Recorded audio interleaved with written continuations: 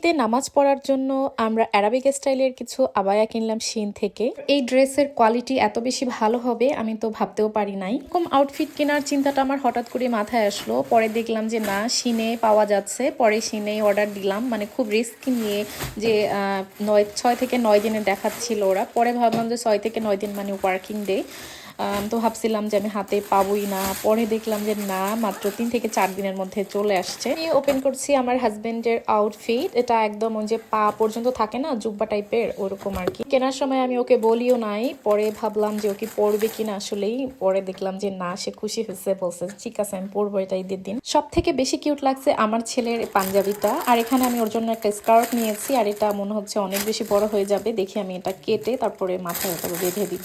এখন দেখাচ্ছি আমার আবায়াটা। আমার কেনার ইচ্ছা ছিল না, পরে ভাবলাম যে ওরা পরবে, আমি কি না পরে থাকবো, তো আমি একটা ম্যাচিং করে সাদার মধ্যে নিয়ে নিলাম। আর এটার কাপড়ের কোয়ালিটি কি বলবো, এত বেশি ভালো, আমার তো অনেক বেশি ভালো লেগেছে, যদিও একটু লম্বা হয়ে গিয়েছে আমার জন্য। এখন দেখাবো আমার সব থেকে বেশি পছন্দের একটা আউটফিট। আমার বলতে পারি শিন থেকে আমার বেস্ট পারচেজ এটা ছিল। এই আউটফিটটাতে এত নিখুঁত করে পার্লের কাজ করা ছিল, তো এটা আমি ঈদের সেকেন্ড দিন পরবো, তো আপনারা তো দেখবেনই। আর শিন থেকে এবারে আমি প্রথম লেন্স কিনলাম, জানি না এর কোয়ালিটি কেমন হবে।